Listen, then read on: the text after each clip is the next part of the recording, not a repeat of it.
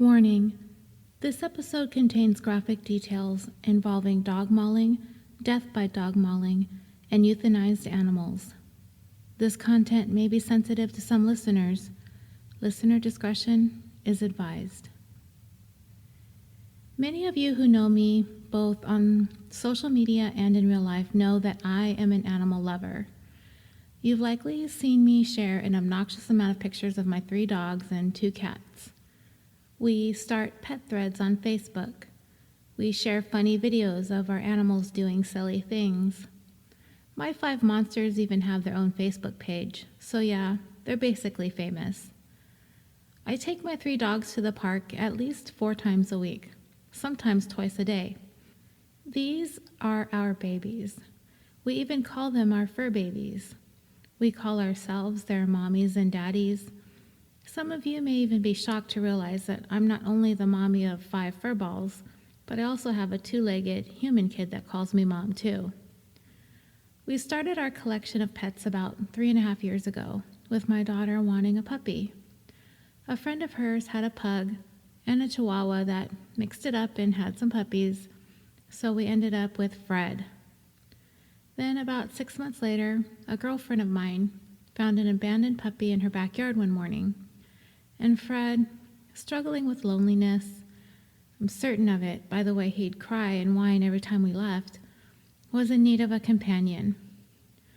So we agreed to take the abandoned dog in if nobody claimed him. Thus, we ended up with Ricky.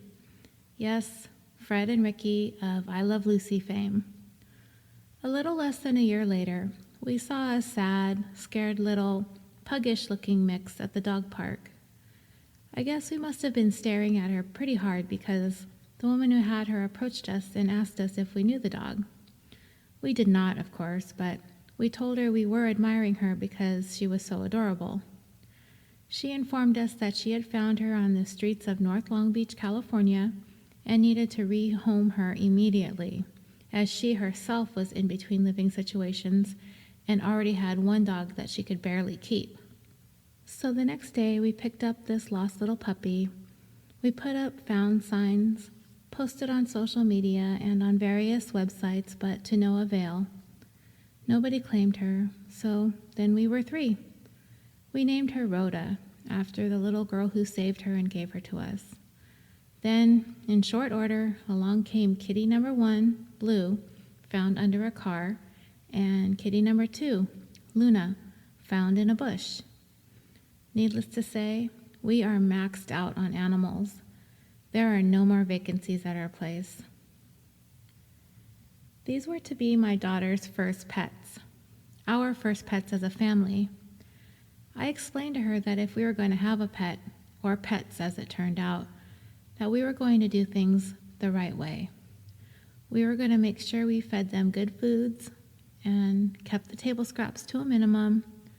Make sure that if we do slide them some people food, that it's safe for them to eat. Make sure we exercise them, take them on walks, take them to the park regularly. We got them all spayed and neutered. They're licensed, and we make sure we keep up with their vaccinations, boosters, rabies, all that stuff. I'm fairly certain it would be accurate of me to say that I've kept better vaccine records for the animals than I did for my own human kid. I wanted there to be lessons for my daughter to learn, that the puppies and kittens were totally adorable when we first get them, but once we decide to make them ours, it's a commitment for their entire life. The novelty will not wear off, as these are now family members, not novelties. And we had to promise each other that we were going to do the things the right way for their entire lives. It was really important to me that my daughter, my husband, and myself fully understood what it meant to be a responsible pet owner.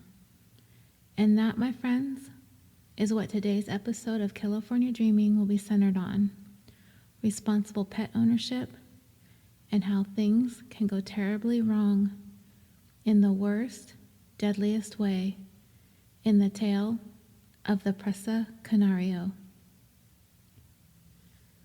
Before I delve into this story, Let me first say that I am by no means a dog expert, nor am I any kind of breed aficionado. My dogs are all mutts. I am not an enthusiast of or partial to any specific breed of dog. I am often hard-pressed to make small talk with other dog owners at the park who have championed bloodline American Kennel Club certified dogs about their fancy world-class canines. It's like way over my head. You're likely to find me gossiping or talking with others about the latest podcasts that have dropped as our mutts are off misbehaving or squirrel chasing. I'm familiar with the basic breeds, the usual dogs you see at the park. Lots of huskies, German shepherds, Labradors, boxers, and such on the big dog side. Then the Chihuahuas, Pugs, Poodles, Terriers, Frenchies, Yorkies, Pomeranians, all the yappy little dogs on the small dog side. There is also a group of dogs that I want to talk further about, a category of dogs known as bully breeds. Bully breeds is a broad classification of a variety of breeds characterized by having a muscular body, a broad, powerful head, and a short coat. Some of the breeds that fall under the umbrella of the bully breed would include Old English Bulldogs, Bull Terriers, Banter Bulldogs, American Staffordshire Terriers, American Pit Bull Terriers, American Bulldogs, Blue Blood Bulldogs, Boston Terriers, Bull Mastiffs, French Bulldogs, Staffordshire Bull Terriers, Valley Bulldogs, and Cane Corso Italianos. Depending on their specific breed, frame, and size, these dogs are alert, protective, intelligent, sturdy, muscular, agile, powerful, and with their owners, they are devoted and loving. These dogs, of course, require a great deal of owner responsibility. I have to say this, all dogs require a great deal of owner responsibility. But some breeds sometimes get a bad rap in the media as a result of sensationalized narratives that make their way into the headlines. We've heard the stories that make the news when a certain breed of dog bites a person, and then communities start to call for bans on those breeds. Owners of these kinds of dogs come under fire.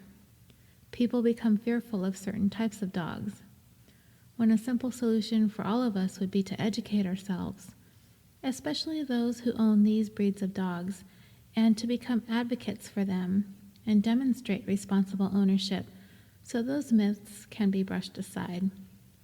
But no matter the case, there's likely to always be somewhat of a negative view of certain breeds, which is unfortunately brought about by irresponsible bully breed owners. We hear about them because of a careless moment, or their lack of dedication to their animal caught up with them, and their pet in turn bites a person or killed a neighbor's cat or small dog. Then sadly, the dog is the one who has to pay the price with their life, especially if they happen to attack a human being. The rules of ownership of a bully breed is no different than any other dog. It's just the yappy, ankle-biting Chihuahua is not likely to be a threat to human life. Those who own dogs that have the potential to cause great harm or death to people must take responsibility as a dog owner to another level in order to keep themselves, others, and of course their dogs safe. And when it comes to a certain breed of dogs, you can't take too many precautions, and doing so will ensure a long, happy life for your dog. The breed of dog that is the focus of today's episode is called a Perro de Presa Canario. I had never heard of this breed prior to 2001, the year the event of today's tale took place. Also known as the Canary Mastiff, it is a large dog breed that was originally bred for working livestock. The name of the breed means Canarian catch dog in Spanish and is shortened to Presa Canario. It is the animal symbol of the island of Gran Canaria, located in the Canary Islands off the coast of Spain, and means Great Island of Dogs. It is considered to be a very rare breed of dog, first introduced to the world outside of the Canary Islands in 1983 in an article written by anthropologist Dr. Karl Semensik in Dog World magazine, as well as in several books he wrote on the subject of rare breeds of dogs. The Presa Canario is large, with a thick, muscular body. The head is broad, massive, square, and powerful, brachiocephalic shaped. I looked it up, and brachiocephalic means having a relatively broad and short skull. A head of a proper shape with a good expression are some of the characteristics that are standard to the breed when determining best breed specimens. The ears are normally cropped, both to create a more formidable expression and to prevent damage while working with cattle. If the ears are cropped, they stand erect. Some countries, ear cropping is banned, so the ears tend to be close-fitting to the head. They hang down in a pendant shape. The upper lip typically overhangs the lower lip, but not excessively. Males usually have a standard height of 23 to 26 inches, or 58 to 66 centimeters tall, and weigh anywhere between 100 to 145 pounds, or 45 to 65 kilograms. Females have a standard height of between 22 and 25 inches, or 56 to 64 centimeters tall, and weigh between 85 to 120 pounds, or 39 to 55 kilograms. The Presa Canario is a complex, powerful dog and has specific needs and requirements if one is considering ownership of one. In communities and countries with breed bans, this dog is often among the breeds that are outlawed. We will talk a little bit more about breed-specific legislation a little bit later. According to VeetStreet.com, the Presa Canario is not an appropriate choice of breed for an inexperienced dog owner. First-time dog owners, or those who have had softer breeds such as retrievers, spaniels, or toy breeds, should most definitely do their research before choosing this breed as a pet. In the wrong hands, or in the hands of an inexperienced or irresponsible dog owner, just like any other breed, the Presa Canario can be a dangerous dog. This dog is large, powerful, intelligent, and headstrong. The breed standard is that it should be calm, attentive, self-confident, obedient, and docile with family members, yet suspicious of strangers. But these dogs do not come ready-made with these qualities. A Presa Canario needs an owner who can develop those characteristics by handling the dog with firmness and consistency, but without having to resort to using force or cruelty in training. Early and frequent socialization is essential. If these dogs are bred, they need to be raised in a home, around people, with children, lots of everyday sights, sounds, and experiences before they're sent off to their new homes. They've got to be exposed to as much as possible when it comes to the everyday life of your family, so he or she will understand what normal life is like, and nothing in the routine is a threat. However, it must be stated that no amount of socialization can guarantee that he or she will be friendly to all. The Presa Canario is foremost a guard dog. That is in their DNA, and they have a very high activity level and needs to be walked and exercised regularly. He or she should not be left to lie around and do nothing all day. Training needs to begin as early as possible while the dog is still a manageable size. He or she must also be trained to not chase and kill cats or small dogs that belong to neighbors. The Presa Canario has a very strong prey drive and is very territorial by nature. He or she also needs to be given the opportunity to spend equal amounts of time indoors as well as outdoors. It is easy to sit here and rattle off all of this to-do list when it comes to being a Presa Canario owner. I can't stress enough how important each of these training and socialization techniques is when it comes to this breed. As one couple found out the hard way, on January 26, 2001, not following these standards can lead to deadly consequences when you underestimate the need to properly train and socialize the Presa Canario. Diane Whipple was born January 21st, 1968 in Princeton, New Jersey. She grew up and attended high school in Manhasset, New York, on Long Island. She was raised primarily by her grandparents and was a gifted athlete from a very young age. She was a two-time All-American lacrosse player in high school and later on at Penn State. She was twice a member of the U.S. Women's Lacrosse World Cup team. Diane eventually moved to San Francisco, California.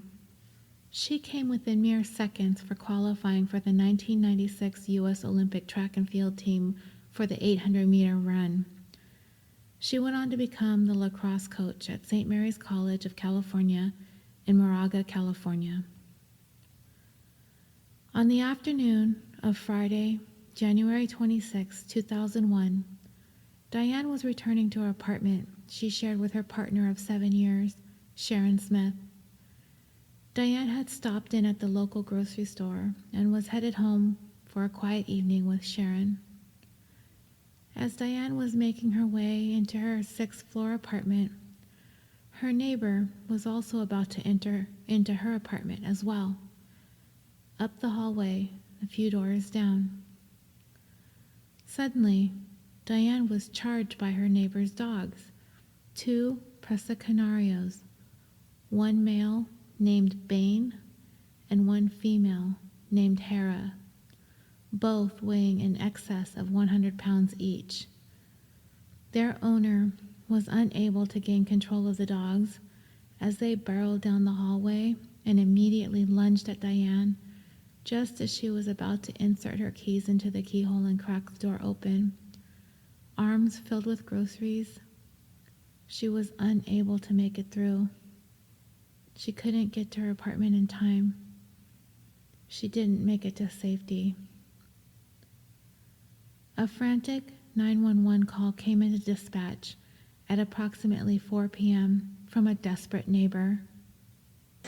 911, we have 2 dogs rampaging out in the hall, up on the 6th floor, and I think they have even their owner cannot control them. They are huge. Please hurry. I hear screaming, and I don't dare open the door. These dogs are ferocious. Police arrived on the scene very quickly. They were ordered to shoot the dogs if they were to encounter either one of them, as they were uncertain of the location of the dogs. They slowly advanced to the hallway of the 6th floor, where the caller had indicated the mauling had been taking place. When they arrived, even the most seasoned law enforcement officers were stunned by what they found at the scene. There was blood everywhere, all over the floor, all over the walls, clothing and groceries strewn about everywhere. At the end of the hallway lay Diane, crumpled on the ground, naked, bleeding, her body covered in more than 70 bite marks. Officers on the scene would later state that every inch of her body was covered in bite marks. Her arms, legs, torso, front and back, face and neck. Every piece of her clothing had been ripped from her body, save for a single sock. Remarkably, Diane was still conscious when police arrived, but she was unable to speak. Once Diane had been rushed to the hospital, police focused on the dogs. By now, they had been secured in their owner's apartment. Animal control officers found Bane in Noller's bathroom. The officers carefully cracked open the bathroom door and peeked inside. What they saw was a massive dog, most of his 123-pound frame centered in his chest, legs bulging, a wide, massive head. He had defecated all over the bathroom and was soaked in blood. Even his teeth were still red. Animal control officers carry tranquilizer guns that shoot darts potent enough to knock out a large dog, presumably. They fired 3 darts into Bane and waited 15 minutes. He remained standing. The 2 officers ended up hooking Bane with catch poles and walked him down to their van. About 2 hours after the attack, the media caught the footage of Bane being walked out of the apartment and into the animal control vehicle. You can see this footage of him being let out on YouTube. He was still agitated and foaming at the mouth. He was loaded into the van, and immediately he was euthanized with 25 cc's of sodium pentobarbital. A few minutes later, Hera can be seen, also on a catch pole, led out of the apartment and loaded into the van. Hera was not euthanized immediately, however. She was kept alive as they were thinking that she might be needed for evidence later on if any criminal or civil litigation were to be levied against the owners. In mid-2001, a motion was filed on behalf of animal control officers who wanted Hera to be euthanized. She was not allowed out of her cage, and no one was allowed contact with her. The motion stated, "The circumstances under which Hera is being held would be unfortunate for any dog. For a dog with a destruction order like Hera, who has no significant chance of ever being released, animal care and control should be permitted to destroy the dog as soon as possible." Even though a hearing had declared Hera vicious and ordered her destroyed, she had been kept as evidence since Diane's mauling death. The owners repeatedly stated that Hera was not directly involved in the attack and were fighting the order to destroy the dog. It was later determined that the dog was in fact vicious. All the information that they needed to gather from Hera had been gathered, and there was no point in keeping the dog around and prolong the inevitable. Hera was euthanized 1 year after Diane's death, in January of 2002. The only eyewitness to the attacks was one of the dog's owners, 45-year-old Marjorie Knoller, an attorney. She was in her apartment with the dogs when police came to her door to investigate the dog attack. Although Knoller had a few minor injuries on her hands, she was somewhat dazed and in a state of shock. She was also covered in blood. Paramedics were able to treat her at the scene, as there were no injuries that required transport to the local hospital. Police then began questioning Knoller about the incident. The interview was audio taped and is available online for you to listen to, but I'll go through some of the details of her audio interview. Knoller claims that her dogs were gentle and well-trained. And I know, we're all collectively calling BS right now. Don't worry, it gets better. She goes on to say that the attack was a complete surprise, and she doesn't exactly know how or what specifically happened, that she's never seen this kind of behavior from the dogs before, ever. She told police that around 4 p.m. that she was returning from a walk with the dogs. As she opened her apartment door, she said that Hera, the female, was loose, which means the dog was not on her lead or under the control of her owner. Bane, the male, was on his leash. She was opening her door to let the dogs into the apartment, and at the same moment, her neighbor Diane was coming down the hallway carrying grocery bags. As Diane put her keys in to unlock her door, Hera unexpectedly became agitated. Knoller claims that Hera made some kind of specific, high-pitched bark directed towards Diane, which suddenly alerted Bane, and gained his attention towards Hera and what she was barking at. Bane had already been inside the apartment. With the door still ajar, he came back out the door and into the hallway. He looked in the direction of Hera's attention and focused on Diane at the end of the hallway, and as Noller states it, he reacted to her negatively. At that point, Noller still had a hold of his leash, but he immediately went wild and pulled away from her. She claims that she still had a hold of the leash, but was pulled off of her feet and dragged down the hallway. Noller stated that she was desperately trying to restrain the 123-pound Bane as he charged down the hall, but within a matter of seconds, the dog had closed in on Diane, standing only 5'3" and weighing less than Bane at 110 pounds, who had been standing in front of her apartment door. She had almost made it in, but not quite.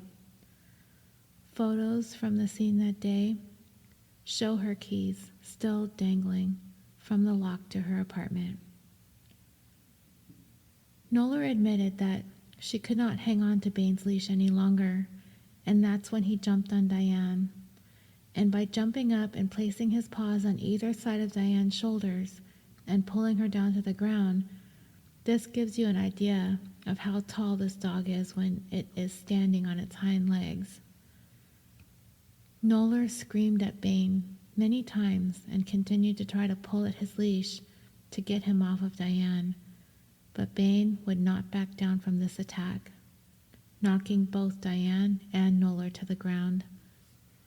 Noller says she tried to push Diane through her apartment door to safety and to get Bane off of her, but she could not overpower the dog, by now deeply in the throes of his attack on Diane. Bane tore violently at Diane's face, neck, arms, and torso. She struggled to escape, but was clearly no match for this out-of-control dog.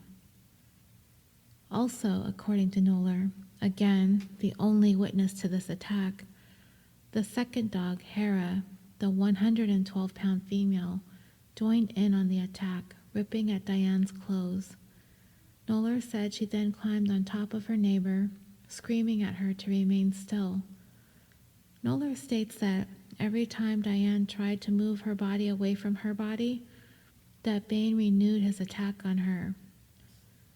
Then Noller described, in one horrifying moment, Bane made one last lunge at Diane's neck, slicing through her jugular artery, causing blood to spray all over Noller, all over the walls, and all over the carpet. According to Noller, now that Diane was laying motionless on the floor, Bane finally relented on his attack, and she was able to pull him away, leading him back to the apartment. The entire attack on Diane lasted more than 10 minutes. 3 hours later, at San Francisco General Hospital, Diane's condition was critical. She had lost a dangerous amount of blood, and doctors knew that she wasn't going to make it through the night. Subsequent to the attack, Diane had been without a pulse for more than 22 minutes. Now on life support, it was determined that she was brain dead. Diane's partner, Sharon, had arrived home that afternoon after police had already been there investigating the scene. When she walked up and into the apartment complex, it quickly became apparent to her that something terrible had happened, and based on the location of where all the evidence of the melee was, the blood, the groceries, the clothing, right outside her apartment, she knew that this something terrible had happened to Diane. She made her way to the hospital where Diane had been rushed. She was told Diane was alive, but there was nothing that could be done to save her life. Sharon was able to see Diane, battered and on life support. At 8:55 p.m. that same evening, Diane was pronounced dead. She was 33 years old. Within a few days, there was a public outcry over Diane's death, and soon, this tragic event, which at first seemed to be a terrible accident, escalated into a criminal investigation, raising the question, how responsible are people for the behavior of their animals? Let's talk a little bit about dog attacks for a moment.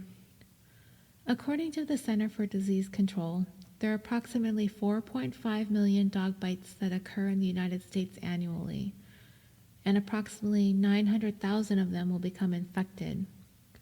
With the population of the United States being approximately 325.8 million people as of 2017, that means a dog bites 1 out of every 72 people per year. 80% of dog bites cause no injury at all or are minor injuries that require no medical attention. In 2016, there were 41 dog bite-related fatalities in the United States. To break down those statistics a little bit more, pit bulls contributed to 22 of those deaths, Labradors contributed to 3 of them, and the remainder were attributed to Rottweilers, American Bulldogs, Belgian Malinois, Doberman Pinschers, German Shepherds, and other large mixed-breed dogs. 42% of dog bite-related deaths were children under the age of 9, and 31% of those were under the age of 6 days old. The other 58% of deaths were adults over the age of 30.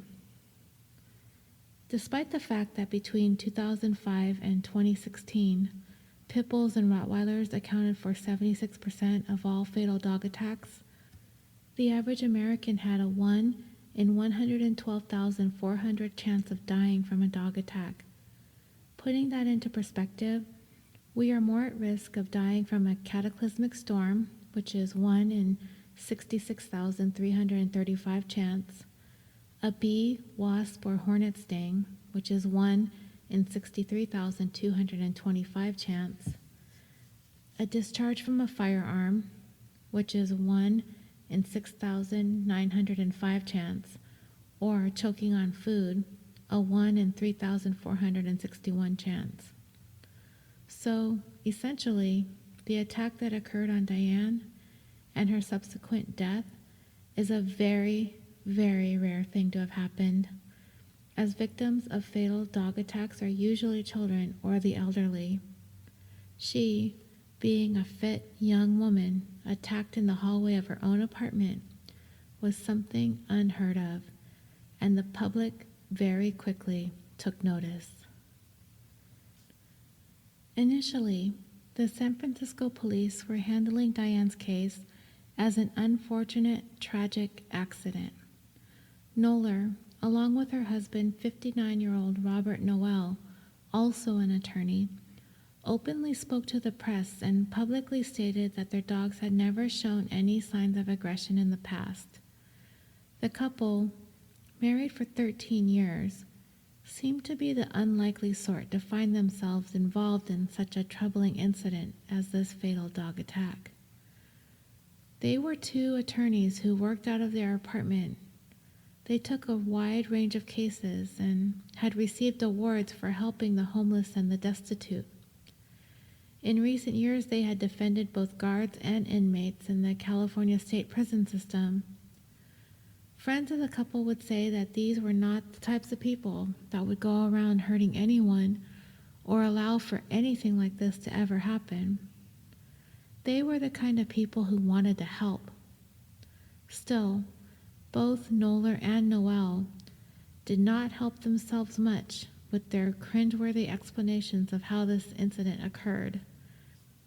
As a matter of fact, in a rambling 18-page letter to the San Francisco District Attorney, Noel even went so far to suggest that Diane bore some of the responsibility for the attack.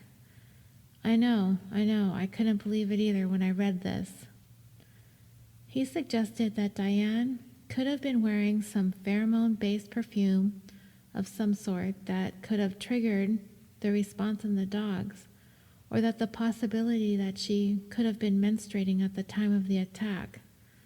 Yeah, he suggested that. It gets worse. He even went as far as to suggest that he would speculate that Diane, being as serious of an athlete as she was known to be, that she may have even been a user of steroids, which could have had a similar effect on the dogs, triggering this aggressive response. This was an assertion that authorities quickly dismissed as having absolutely no foundation whatsoever. What about the dogs? Let's talk about them a little bit more. Noller and Noel, at first, told police they had rescued the dogs from an owner who had mistreated them. This was hardly the whole story. The truth behind Bane and Hera, as it would turn out, was much more complex than the couple had initially indicated to authorities, and far more disturbing.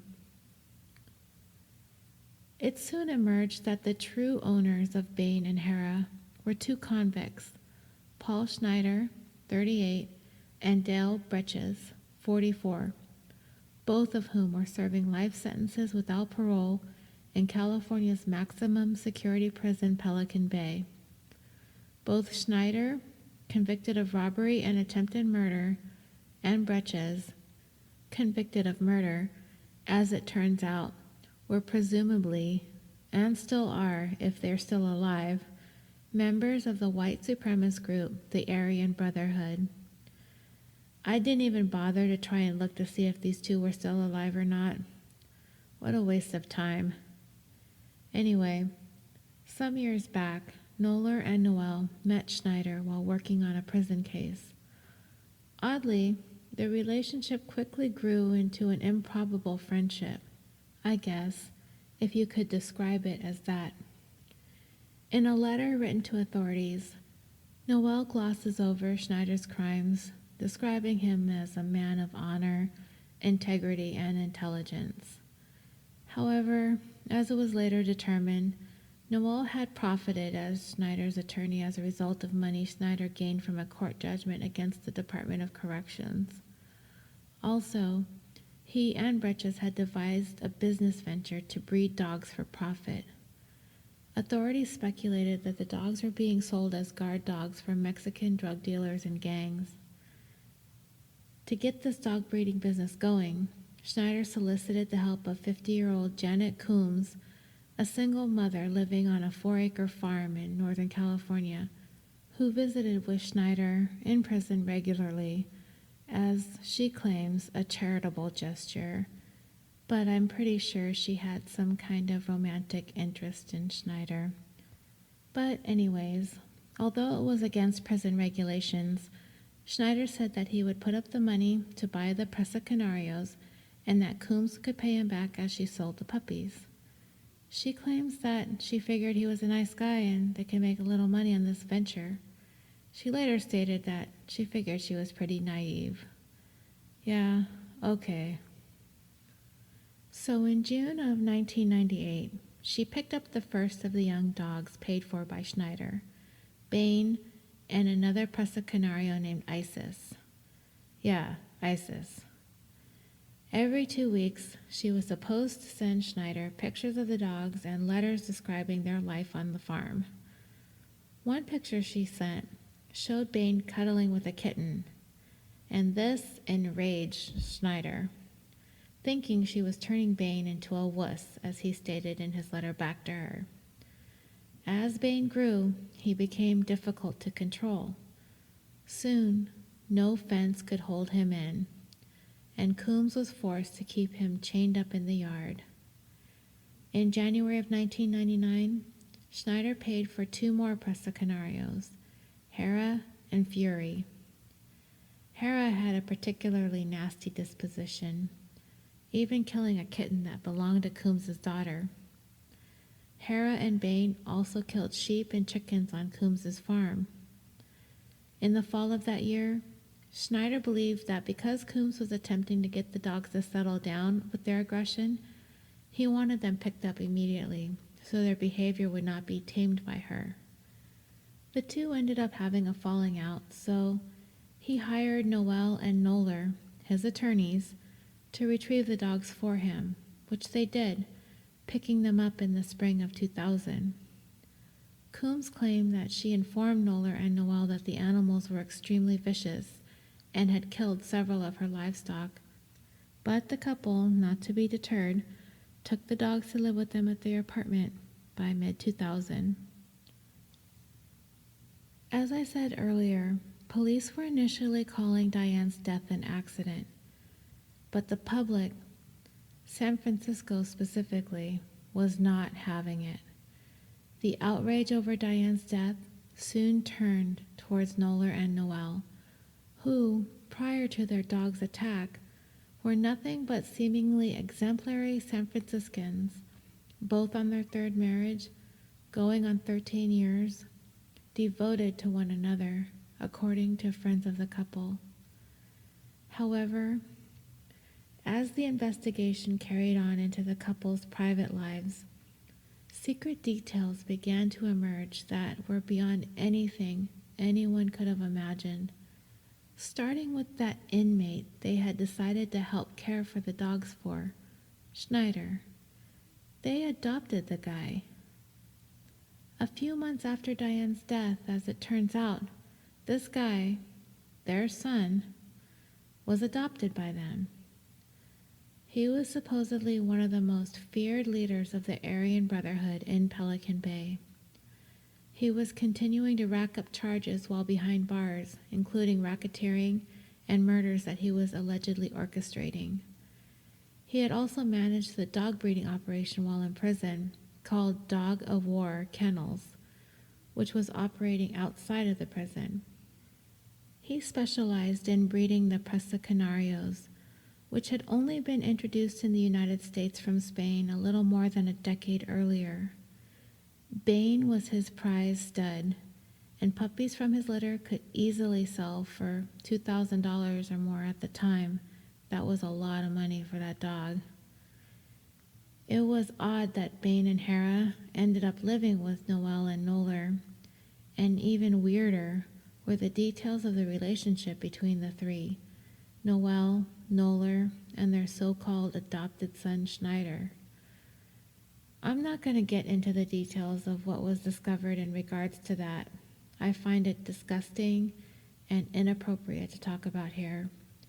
But you can find more information about it online, and there's a book out there written by Aphrodite Jones called The Red Zone, which goes into details about the whole thing. Nothing that was emerging about the couple made any sense, and the bizarre statements they made in public didn't help either. The idea about the pheromones and the steroids or the menstruating, it all made the two look even worse. So by March of 2001, a grand jury was being convened, and Noller and Noel, they were indicted on charges. Noel was charged with second-degree murder and involuntary manslaughter, and Noel was charged with only involuntary manslaughter. Both were also charged with felony keeping of a mischievous dog. When Noller testified before the grand jury, she came off as bizarre and awkward as ever, as she wove this fantastical tale, one that would almost be considered moving if anyone actually bought what she was selling, of how she risked her life trying to save Diane's.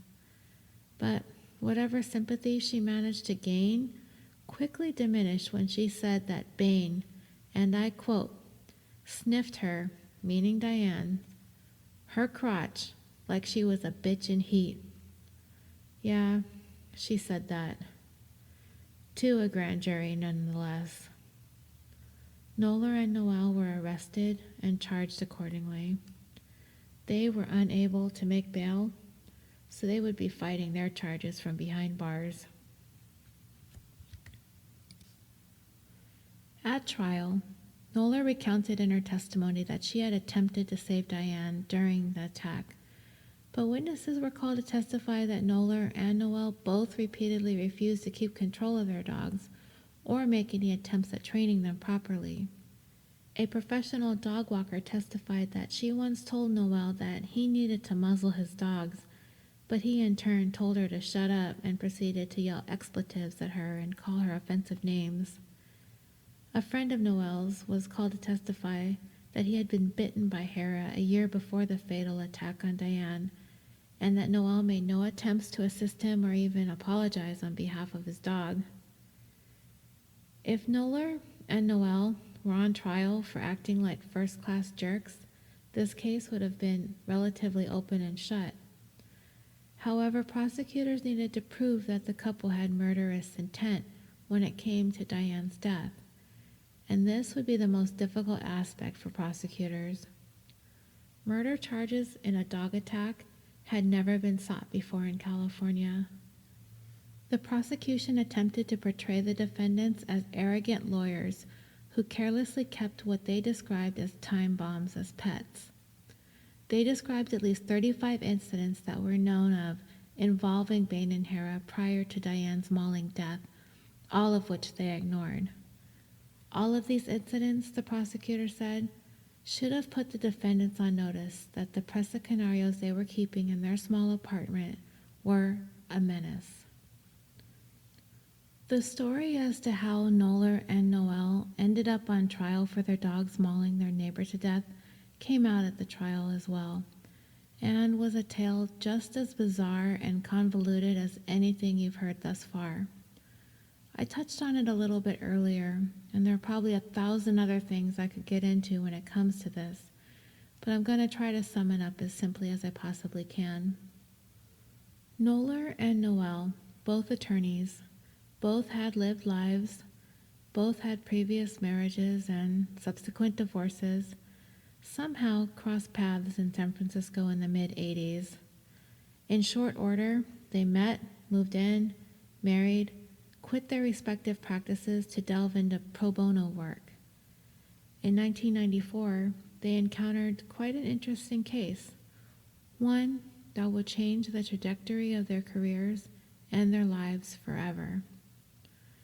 They took on a client named John Cox, a guard at Pelican Bay State Prison, who broke ranks with fellow corrections officers by testifying on behalf of prison inmates who had been brutalized.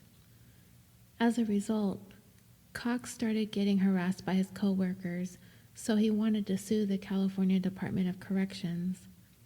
Noller and Noel eagerly took the opportunity to represent him. Seeing a wealth of work that could be had related to the Department of Corrections, the couple all but abandoned their commercial law practice to concentrate solely on representing prison guards and their grievances against the Department of Corrections. Despite their enthusiasm to their new venture, their record was not that great. They lost that harassment case for their first client, Cox, who would subsequently commit suicide by hanging himself.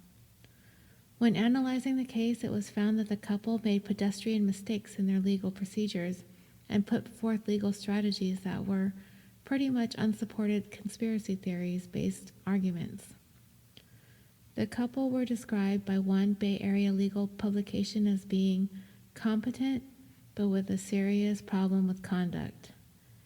It's not surprising, as neither Noller nor Noel had very little, if any, experience in criminal law, and it was apparent that the two were in over their heads.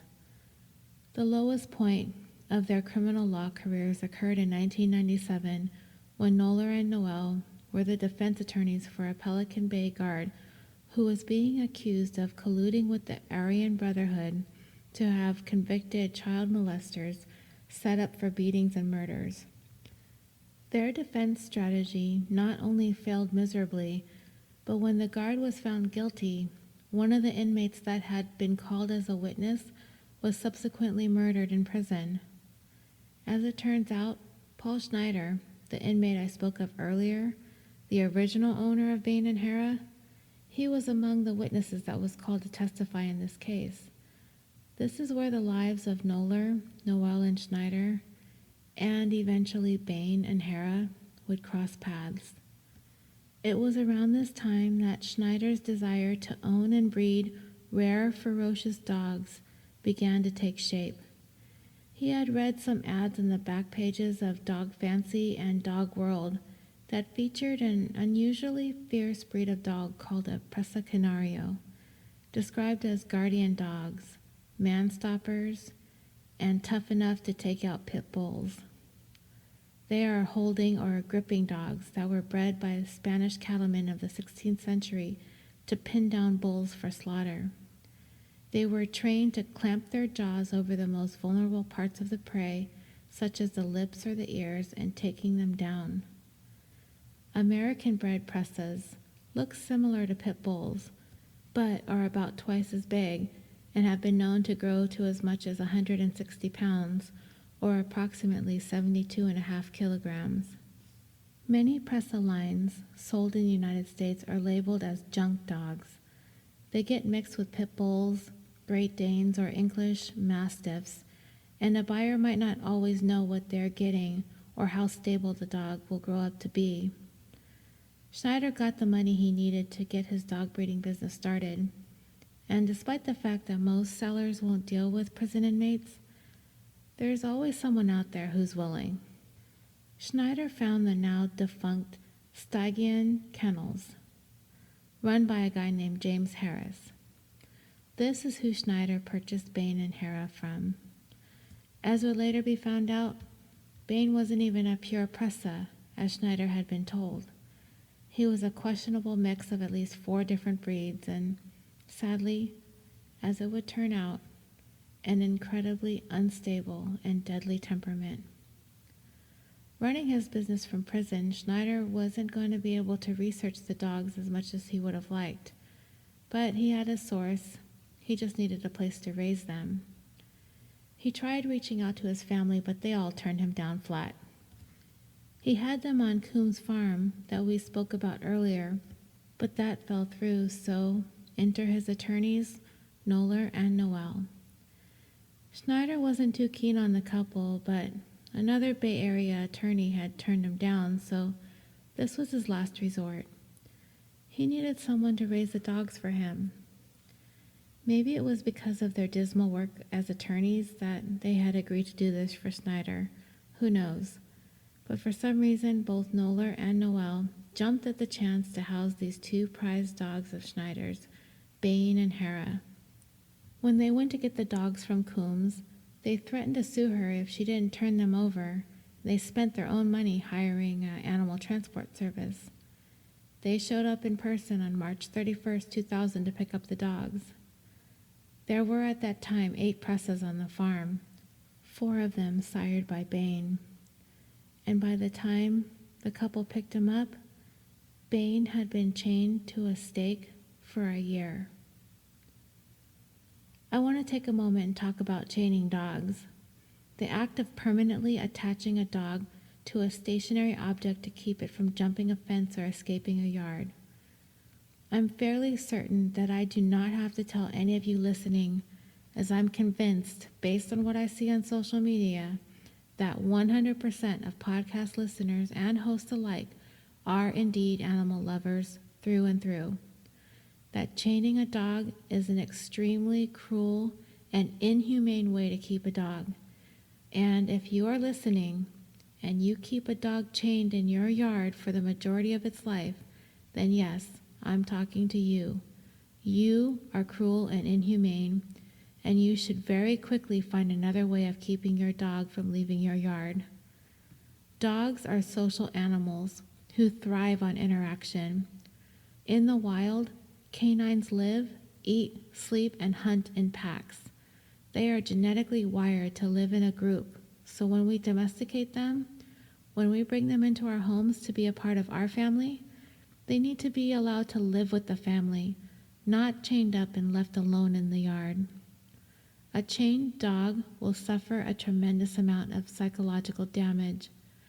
An otherwise contented, friendly dog will become neurotic, unhappy, and often aggressive. Their necks can become raw and covered with sores from tight collars, as well as the strain of trying to escape. Some chained dogs have been found to have collars embedded in their necks. They also often become tangled. They can't access their food and water or shelter. Under these conditions, and given the right circumstances, these dogs can become very dangerous and will pose a threat to the safety of itself, other animals, and humans. This was Bane's life the year prior to living with Noller and Noelle. There are a number of states that have statewide legislation banning chaining of animals.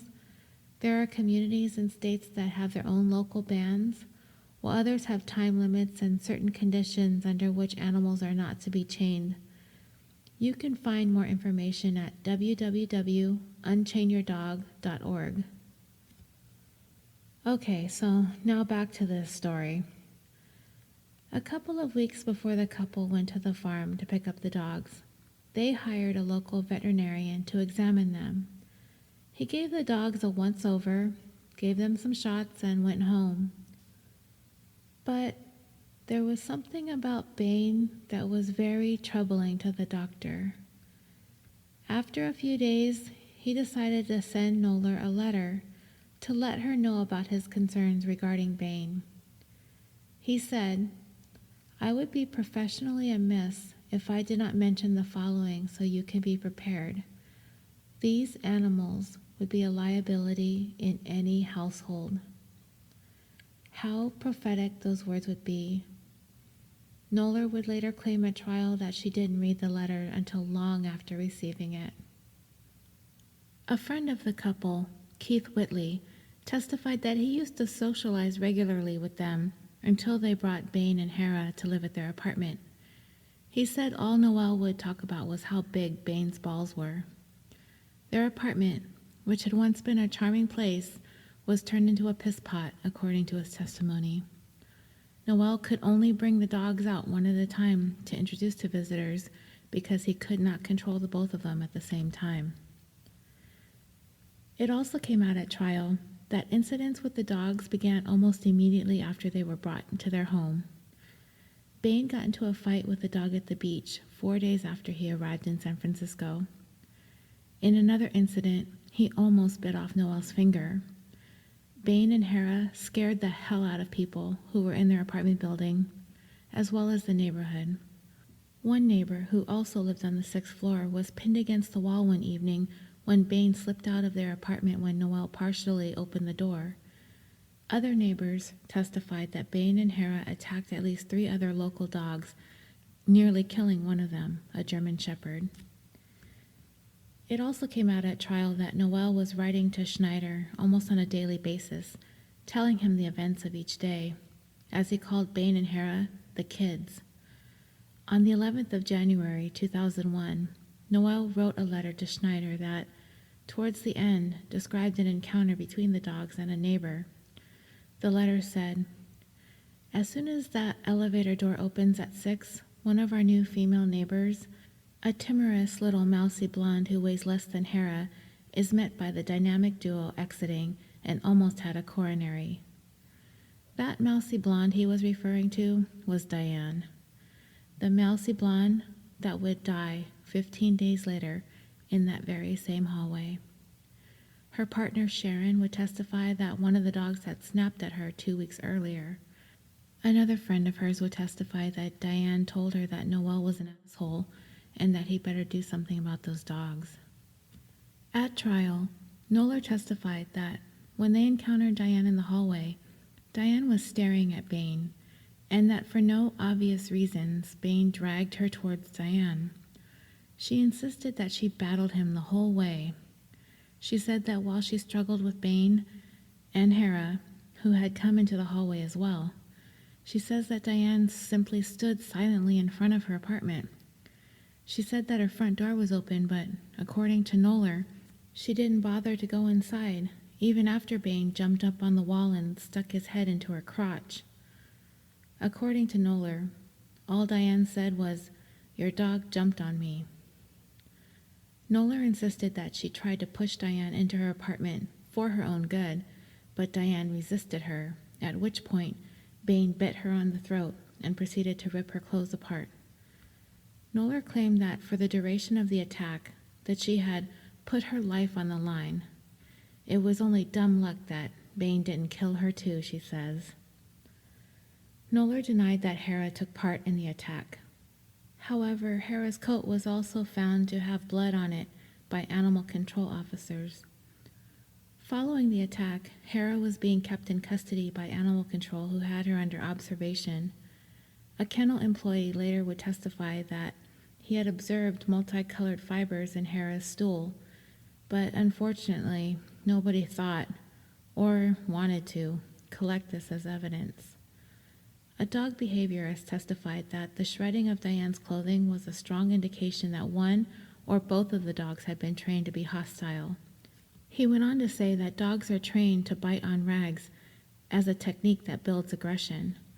While the defendants claimed that the dogs weren't trained to be aggressive, police did recover a book from their apartment entitled Man Stopper, a training manual that teaches owners specific techniques, including ragging out, to nurture viciousness in dogs.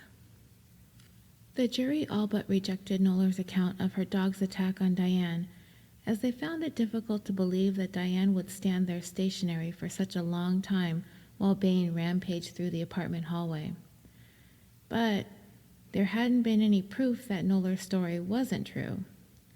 However, some information did come to light from Schneider's sister, Tammy, whom Knoller called that evening after the dog attack and told her a different account of the story, one that was significantly different than the one Knoller told to police, the grand jury, and at trial.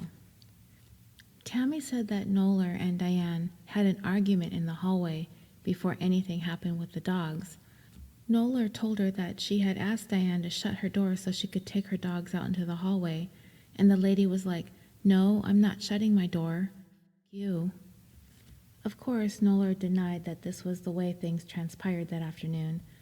But if Tammy's story is true, then Knoller's defense, that the attack was unexpected and took her by surprise, becomes very flimsy. I saw an excellent analogy comparing this dog attack to shooting a gun. From the perspective of the law, a powerful dog attack might be viewed as a weapon, not much different from a gun. In other words, if you were holding a gun and your neighbor was found shot to death, it's very difficult to prove that the shooting was accidental if it were to come out that you and your dead neighbor were having an argument right before your gun shot her. There is one thing that Knoller testified to when speaking about the events of that afternoon in their apartment hallway. One thing that Knoller offered that when you hear it, you believe it, probably 100%. She was asked, "What was the last thing Diane Whipple said to you?" Knoller whispers, "Help me." On March 22nd, 2002, the jury of 7 men and 5 women found Marjorie Knoller and Robert Noel guilty on all 5 charges, including the second-degree murder charge against Knoller. As the court clerk read each guilty verdict, the relatives and friends of Diane cried and hugged one another. Knoller fought back tears as she turned around and faced her elderly parents, and in a moment I find ironic, mouthed the words, "Help me." She did not look at her husband, who remained stoic, had no reaction to the verdicts. Across the United States, there have been very few cases where a dog owner has been found guilty of murder after the animal killed somebody. Knoller's second-degree murder conviction would be the first in the state of California. Following the conviction, the prosecutor who led the case said, 99% of people are responsible dog owners, but a very small number fail to heed warnings, and because of that, at least 1 woman is dead. Despite the fact the jury found Knoller guilty of the second-degree murder charge, San Francisco Superior Court Judge James Warren overturned the conviction. He said that the evidence presented at trial did not support such a harsh, rare verdict. Although he granted a new trial for the second-degree murder charge, he did end up sentencing Knoller to 4 years in prison for the lesser-included charge of involuntary manslaughter on July 15, 2002. Manslaughter and murder are exclusive, and a defendant cannot be convicted of both for killing the same person. Her husband, Noel, was also sentenced to 4 years for his convictions. Following the 2002 convictions, both Noller and Noel had their law licenses suspended by the State Bar of California. Noel was disbarred in February of 2007. Noller resigned from the bar. After spending 2.5 years behind bars, Noel was granted early release on September 14, 2003, and served 2 years on parole. By early 2004, both Noller and Noel had served their terms for their manslaughter convictions, and Noller was released while waiting for the state's appeals on the overturned second-degree murder conviction. In May of 2004, the California State Appellate Court reversed the judge's grant of a new second-degree murder trial for Noller.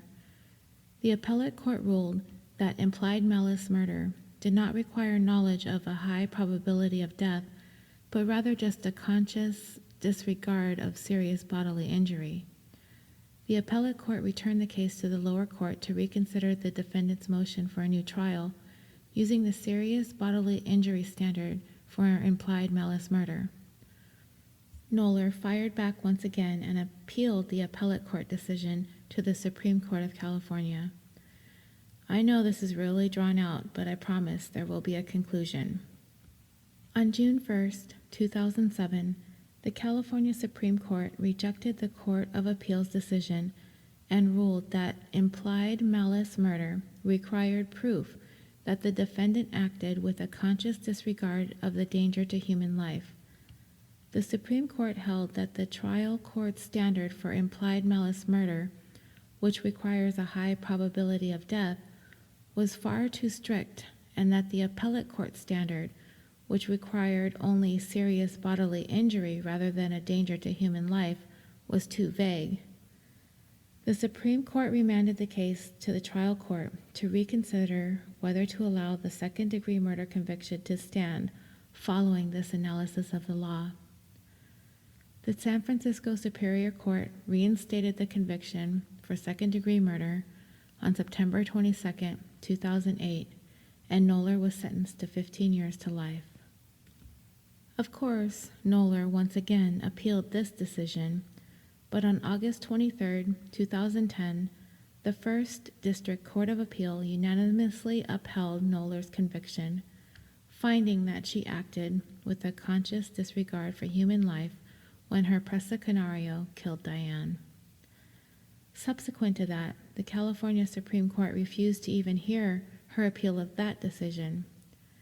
And finally, in the most recent appeal, in November of 2015, Noller petitioned the United States Court of Appeals for the Ninth Circuit to overturn her second-degree murder conviction.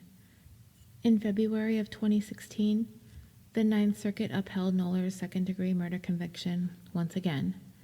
She is currently serving her sentence at Valley State Prison for Women in Chowchilla, California.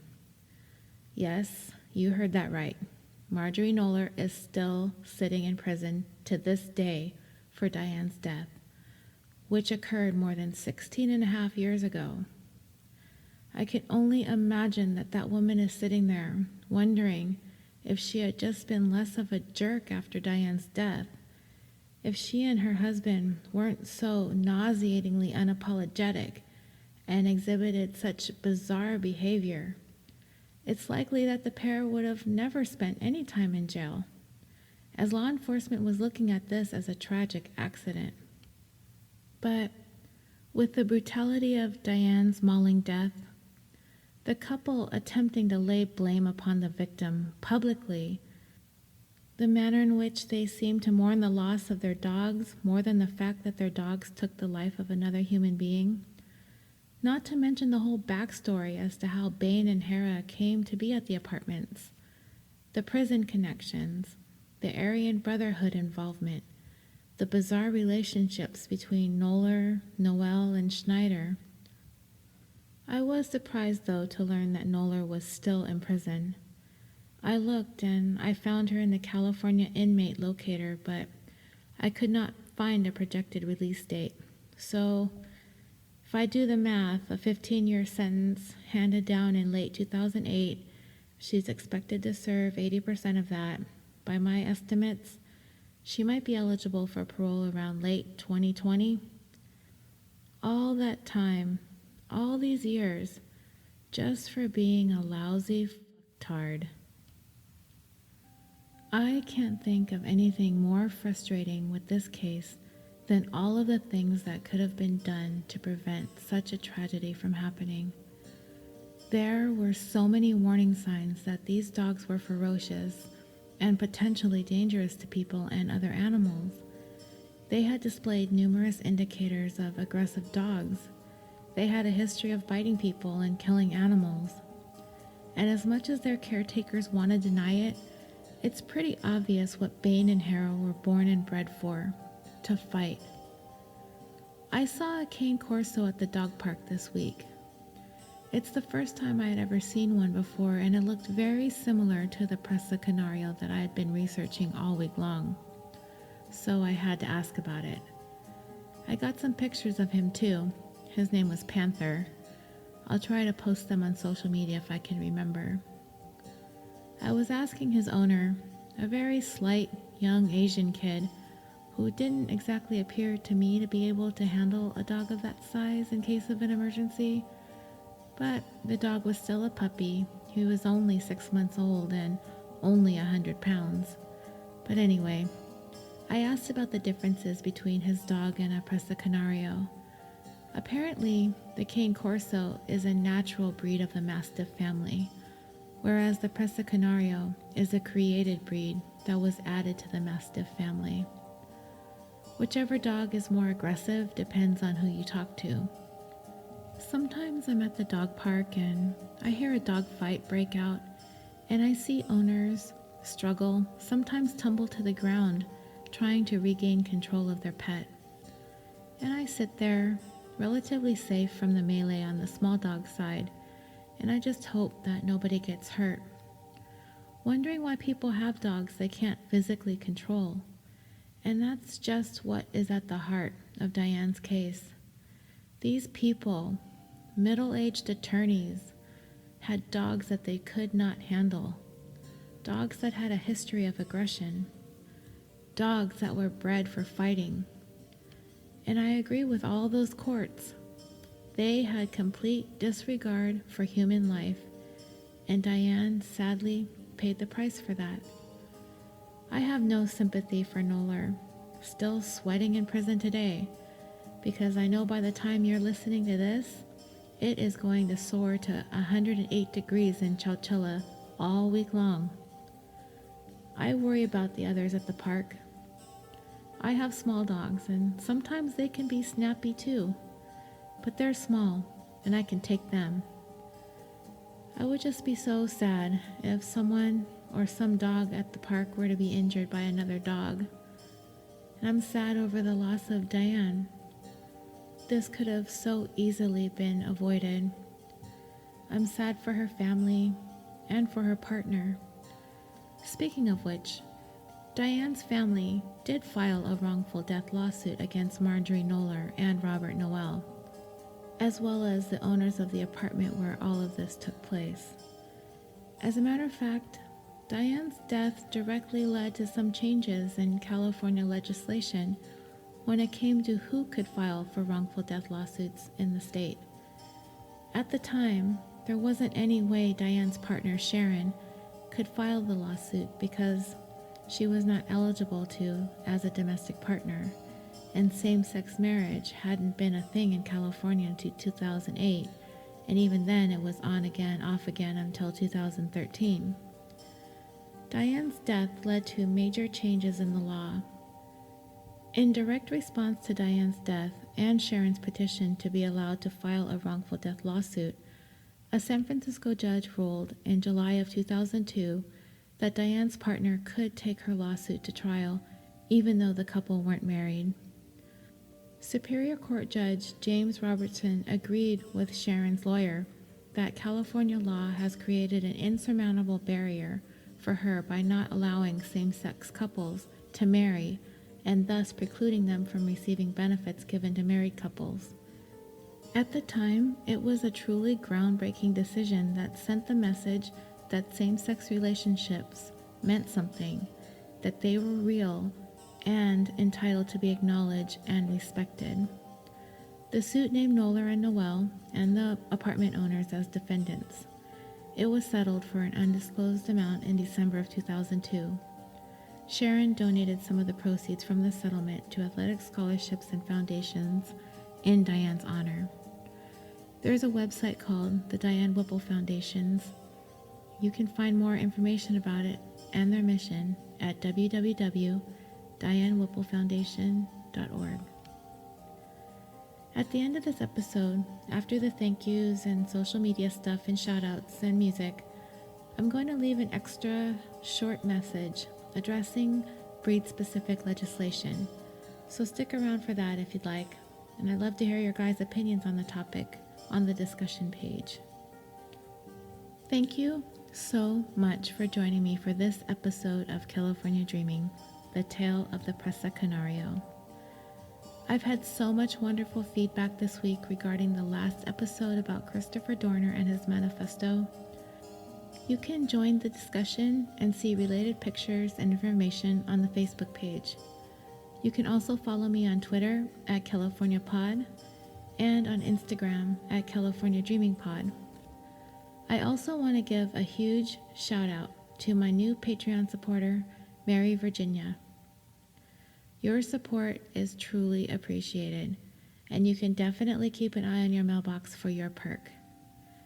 I also want to thank those who took the time to leave reviews on iTunes. TXO, Lana Lay, By B Blue, Ariel Jane from Murder Under the Midnight Sun, one of two of my favorite moms ever from Moms and Murder, Melissa, Kitty McTaco, Vicky Russell, Ty PH, and Desert's Edge. And if I called you out and you want a sticker, send me an email with mailing information and I'll send you some. CaliforniaPod@yahoo.com. I also need to thank those who left reviews for me on Facebook. Stacy, Joanne, Erica, Becky, Christina, Lewis, Jennifer, Abigail, Stephanie, Maja or Maha, I'm not sure how it's pronounced, Cheryl, Nia, Beth Michelle, Owen, and Heather. I do have one one-star review on Facebook that I would like to apologize for because it is extremely offensive and rude, not only to myself, but anyone who enjoys California Dreaming, as well as any true crime fans who tries their hand at hosting like myself. Other than that, it's been nothing but positivity and good vibes, and that's what counts. We are also excited to tell you that California Dreaming has joined the Orbital Jigsaw Network with some other podcasts that you might want to check out, like The Concession Stand, a weekly show where hosts Nick and Andy geek out over all things entertainment, movies, TV, video games, and more. Or Super Nerds UK podcast, an irreverent look at pop culture with hosts Ben, Ian, Tim, and Simon, with celebrity interviews, in-depth features, quiz shows, and a large dose of nerdy humor. Or Busted Wide Open, a weekly pro wrestling and WWE podcast with host Nick and Sir Ian Dangerous, who take you on a journey through the hottest news in sports entertainment. Or Historium, a podcast devoted to telling strange, obscure, or otherwise interesting stories from history. And of course, the Dirty Bits podcast, a weekly podcast hosted by Tawny Plattis, with her casual retellings of the sexy, scandalous, and salacious stories your history teacher likely left out of her lesson plan. We are so proud to be part of such an amazing group of podcasters. Check them out if you have the chance on the Orbital Jigsaw Network at orbitaljigsaw.com. I also want to remind you about a campaign that I'm taking part in called 2 Pods a Day. It aims to introduce podcast listeners to 2 independent podcasts every day for the month of August. We hope to give visibility to some of the great indie podcasts out there that you probably haven't heard of. 2 Pods a Day encourages you to listen more, listen indie. Check them out on Facebook, Twitter, and Instagram. Thank you again for listening. And until next time, sweet dreams.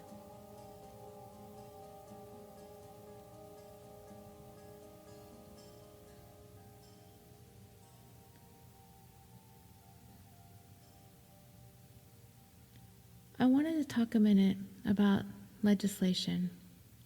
Typically, following a dog mauling event, the community puts forth efforts to enact strict, breed-specific laws. California currently has no bans on specific breeds.